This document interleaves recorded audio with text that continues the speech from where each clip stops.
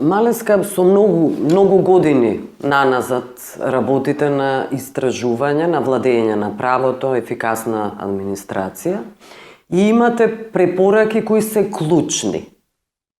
Овие препораки се однесуваат, се разбира, на сите власти, но еве и на ова која влада е веќе 7 година. Кои се најважните препораки кои им ги давате вие?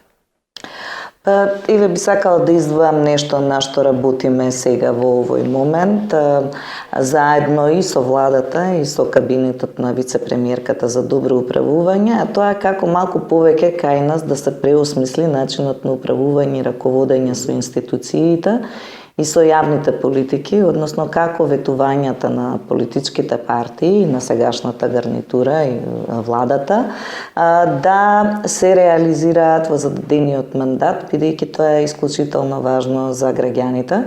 Имено фокусот мора во иднина да се стави, а и сега би рекла, на резултатите од управувањето. Граѓаните мора да знаат кои се резултатите од реформите кои што владата ги ветила во предизборниот период во делот на јавната администрација, ако сакате образованието, ако сакате земјоделието и така натаму. Судството, точно. И тие јавни политики мора да бидат предмет на отчет на владата во однос на исполнување на ветувањата во претходниот мандат. И не само на оваа влада, овој концепт мора да биде начин на кој што ќе се управуваат институциите, односно граѓаните мора да знаат и во наследната влада кои ќе бидат приоритетите во сите овие односни области и следствено на тоа да можат полесно да ги следат резултатите, а владата да биде поотчетна во однос на остварување. А што ако нема резултати?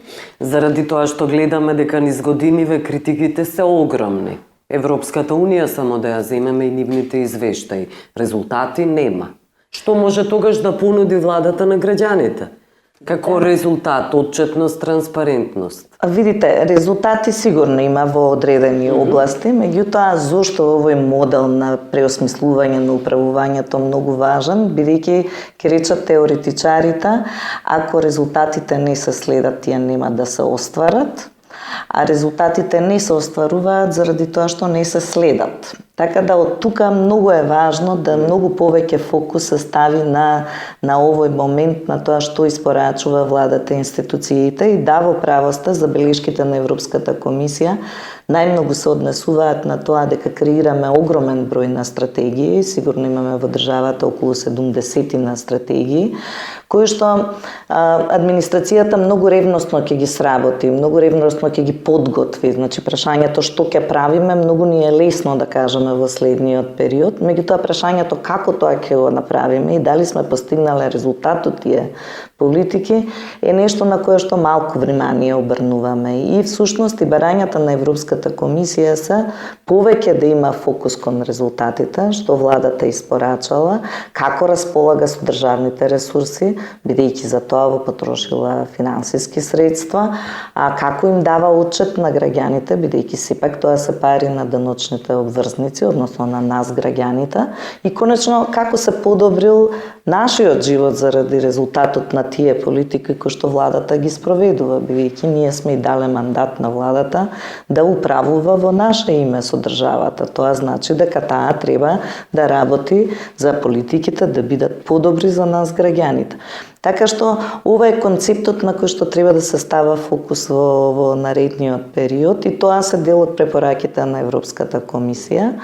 Се разбира меѓу другото и оние кои што ги управуваат институциите, тоа се највисоките раководни позиции, да бидат стручни, компетентни, да имаат кредибилитет, да имаат знаење да ги предводат институциите во сериозни реформи или да ги предводат политиките, така да тоа се некои од главните работи на за кои што се говори и сега предпоставувам и во скрининзите кои што ги имаше државата со Европската унија, но тоа ќе бидат оној дел од основи, фундаментално функционирање на институциите, односно функционални институции, да тие ја обавуваат својата работа на најдобар можен и најстручен можен начин.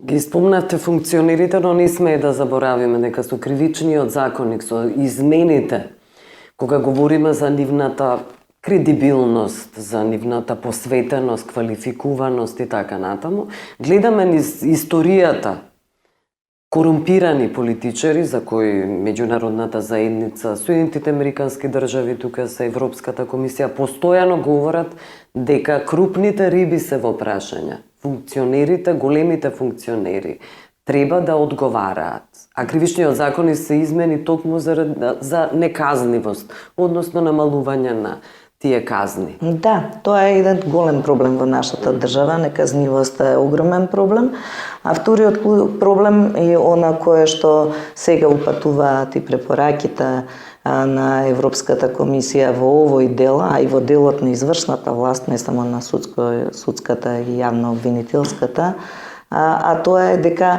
мора политиката малку да се повлече и да остави простор на стручните кандидати, односно стручните лица за тие да ги предводат институциите, бидејќи на тој начин се подобрува и се зголемува легитимитетот и довербата на граѓаните кон институциите. Сите истражувања во последно време покажуваат дека е многу намалена довербата, каде што фокусот ќе се стави да се избере најдобриот кандидат, сакате во судството, јавното обвинителство, сакате во извршната власт, кој што ќе работи на сите овие промени.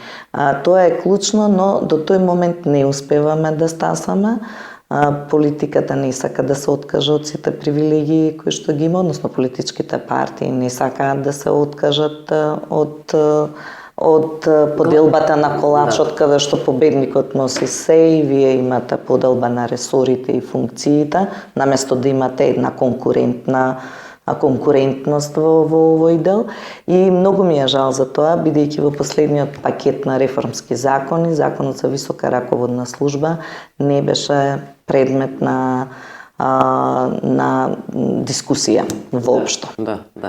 Конечно нема конкурси. Нема вршителите на должност со години продолжуваат, говорам вршители на должност директори, продолжуваат да остануваат на функцијата, иако според закон мора само 6 месеци да бидат. И овој закон за функционери, за поставување на функционери, воопшто и не се носи како што кажавте ви. Така е, морам да речам, многу често се злоупотребува таа функција вршителна должност, па тоа е еден вид на заложништво, кога ги држите кандидатите во еден вакуум простор, ниту имаат договор за исто она што треба да го сработат, него ја вршат должноста и со тоа они немаат сигурност на функцијата која што ја обавуваат, и тоа е според нашата законска регулатива привремена функција. Но она што е уште поважно, дека во новиот закон за висока раководна служба функционерите имаат мандат и треба да одговараат за резултатите. Таму се зборува за резултатите кои што треба да ги испорачаат во име на владата и за граѓаните согласно со програмските определби или согласно со проблемите во одредени сектори. Морам да речам дека 78% од земите членки на ОЕЦД имаат централни тела од каде што се избираат кандидати по мерит систем, но еве би издвоила 3, португалскиот, белгискиот и британскиот систем, каде што имате централни единици, високите раководни функционери, директорите, замениците директори, сакате државните секретари, мораат да поминат филтер на конкурс, мораат да поминат филтер на интервју и на крај, зависно од која држава, во некои држави премиерот заедно со ресорниот министер го врши конечниот избор помеѓу трите најдобри кандидати, ама знаете дека ги има трите најдобри кандидати, некаде самата комисија го предлага последниот кандидат и премиерот и министерот е уврзан да го прифати тој кандидат како најуспешен, во имплементацијата на политиките. Реков, таков е белгискиот Целор, таков е португалскиот Кресап, тоа се све агенции за регрутација на високите раководни службеници. Во Британија тоа е Civil Service Commission, комисијата на државна служба, но кај нас ние никако не можеме да го направиме овој исчекор, да малку покажеме пред граѓаните дека сепак се грижиме за нивните ставови, дека е битно луѓето кои што ќе ги предводат институциите да поминат низ некакви филтри на проверка. Да, и партиските книшки тамо не се клучни, тоа е пораката. Не само партиските книшки, точно, него и легитимитетот и кредибилитетот на тие луѓе, да, е поважен, така што тоа овозможува една поголема репрезентативност и во извршната власт, а не само политичките партии не ги агрегираат мислењата на сите граѓани, тие ги агрегираат мислењата на определена група.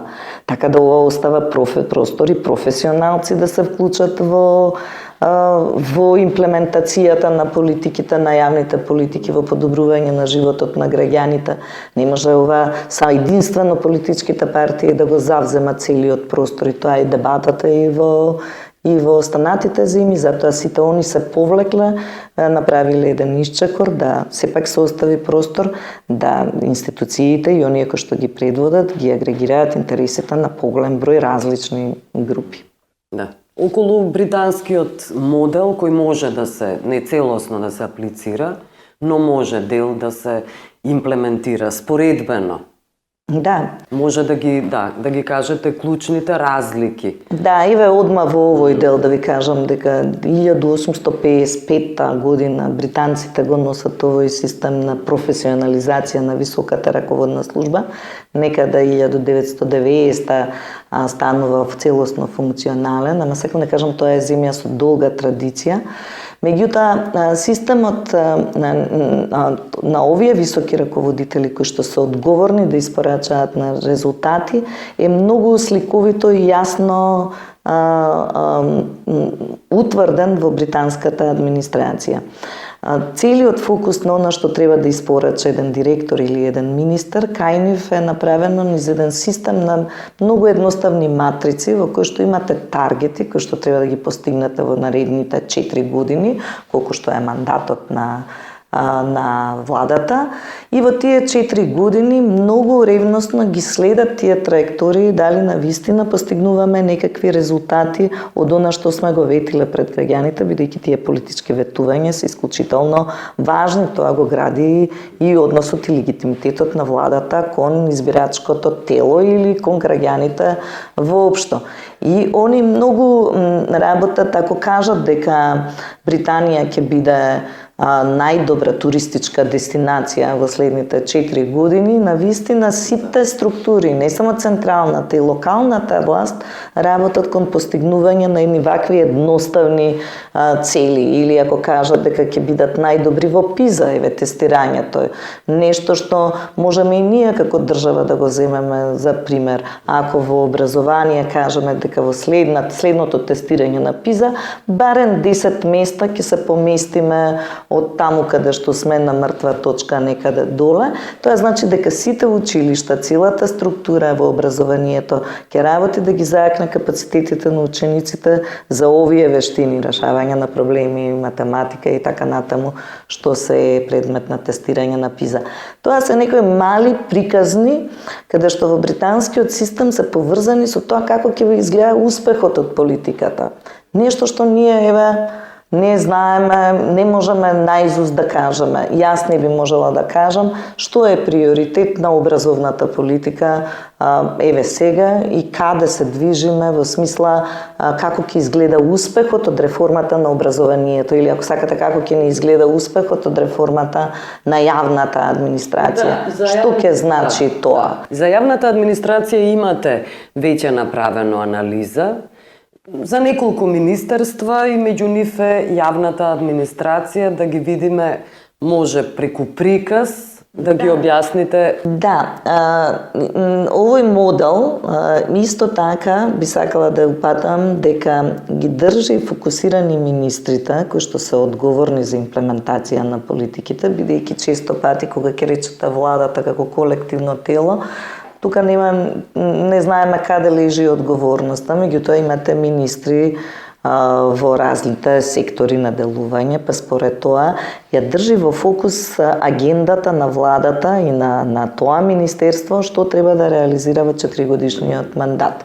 Да, овде можете да видите дека едно од приоритетите на владата и во предизборниот период беше намалување на администрацијата за 20% и намалување на бројот на институции. Тоа не се оствари, бројот на институции е зголемен за 55, а бројот на вработени во јавниот сектор генерално е намален само за 2000 луѓе и тоа како резултат на иницијативата да не се во 2021 година, кога се донесе законот, не може да се продолжи рокот на пензионирање за уште 2 или 3 години. Сакам да речам дека ваквите политики и мерки или следното ветување, тоа е дека изборот на високите функционери ќе биде врз основа на современи критериуми како еден дел од политичките и предизборни ветувања и ветувањата и на претходниот состав на владата и на овој состав на владата, доколку не се реализираат, ја еродираат довербата на граѓаните, бидејќи тие биле јасно посочени во некој период дека тоа ќе биде приоритет на оваа влада. Се разбира дека има и многу позитивни остварувања. Ние ги гледавме покрај јавната администрација и областа на земјоделие, каде што има голем и значаен прогрес, па и областа на економија, каде што не се лоши работите, но во делот на јавна администрација, за жал, можам да кажам дека нема никаков напредок. Но се зголемуваат платите на таа неефикасна, партизирана, мастодонска администрација. И се зголемува и бројот на административци, тие 2000 се ништо можеби се оцелиле од државава, биле принудени. Да, не, сосем сте во право, се ништо, бидејќи само по пат на пензионирање кај нас од администрацијата на годишно ниво се одливаат од 3 до 5%. Вие не треба да правите драматични резови во администрацијата, едноставно по пат на природен одлив, администрацијата ќе се намали. Но тоа не е решение. Да, но и тоа може да е решение, но тоа значи дека не треба да вработувате нови луѓе во администрацијата за да можете да ја постигнете, да речам, оваа цел која што сте си ја поставиле. Платите во администрацијата се зголемени за 70% на високите функционери, не се и на административните служби. Но нив им се зголеми плата. Да не заборавиме, платите беа зголемени. На администрацијата, не 78? Да, на администрацијата, видите, мораше да се изнивелира кога ќе донесете одлука за минимална плата и кога ќе го зголемите прагот. Принудени сте, бидејќи во тој случај оние со високи квалификации се доближиле сосема до оние без квалификации. Тоа е природно дека вие морате и дека луѓето ќе реагираат да ги зголемите платите како резултати на кризата и така натаму цените во маркетите. Јасно ни е дека луѓето, дека платите мора на некој начин да одат нагоре. Проблематични се 78% кои што се зголемија платите на функционерите, да, како резултат на оваа одредба, но и ве чекаме и за тоа реакција. Ви благодарам за овој разговор. Ви благодарам и вам.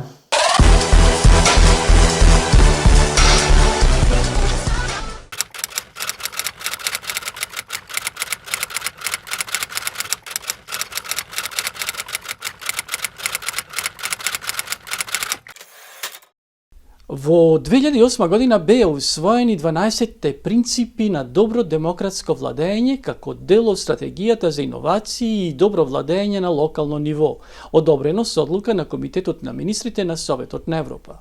Тие покриваат прашања како што се етичкото однесување, владењето на правото, ефикасност и ефективност, транспарентност, добро финансиско управување и одговорност. Овие 12 принципи служат како основа за доделување на европската етикета за извонредност во управувањето, или скратено елож на локалните власти, кои постигнале високо севкупно ниво на управување мерено со релевантните одредници. Et ELOGE, je tiens à rappeler que c'est un outil justement de bonne gouvernance qui a pour vocation d'aider les collectivités européennes qui le souhaitent à faire une auto-évaluation de leurs compétences, mais aussi à valoriser leur savoir-faire auprès des citoyens. Je rappelle que la gouvernance, c'est la relation entre collectivités et citoyens, c'est être capable de montrer ce que l'on sait faire. Et ELOGE, c'est exactement ce que propose cet outil. Et c'est aussi un outil d'échange de bonnes pratiques entre collectivités à l'échelle européenne. Donc c'est vraiment un outil très important que je valorise et que je mets en avant. Интересно е дека овде во Страсбур, амбасадорката на Северна Македонија при Советот на Европа, Светлана Гелева, ја врши функцијата председател на групата известувачи за демократија на Комитетот на министрите. На последниот Европски комитет за демократија и владењето, одржан пред еден месец, Гелева го коментираше предстојното создавање на новиот управен комитет за демократија, чиј мандат ќе му возможи да го изгради со стекнатото искуство и со новите приоритети на Советот на Европа. Комитетот на министрите има усвоено препорака во оваа област, кој исто така ќе биде применлива и на национално ниво. Тука станува збор особено за одговорноста, еден од 12 принципи што можеби е и каменот за сопнување на македонските власти и политичари. Одговорноста и отчетноста пред граѓаните и избирачите, но и пред меѓународната заедница, која често покажува на слабостите, започнувајќи од амбасадорите кои излегуваат од нивната дипломатска воздржаност, прашувајќи се зошто се потрошени толку многу пари за различните програми за борба против корупцијата или пак за обнова на правосудниот систем. Препораката на Советот на Европа има за цел да создаде услови и култура што ќе им овозможи на носителите на одлуките да преземат одговорност за своите одлуки. Овие одлуки да бидат предмет на извештај, објаснувања, испитувања и каде што се користат, испрашување или санкции и на крајот ефективни и постојат сразмерни правни лекови против несоодветните одлуки или пропусти и какви било дејствија или недејствија кои произлегуваат од нив. Текстот во анексот вклучува серија насоки наменети да им помогнат на јавните носители на одлуки во дефинирањето на таквите механизми. Културата и системот развиен за одговорност на избраните функционери и избраните тела на локално и регионално ниво може да донесе многу придобивки, особено во промовирањето на доброто владење, демократијата и високите етички стандарди, како и здрава, економска и социјална средина. Овој правен инструмент најверојатно ќе стане важен референтен текст за земјите членки и другите активности на Советот на Европа, заинтересирани за најдобрите и најновите методи за управување со јавните работи и методите на јавното демократско владење.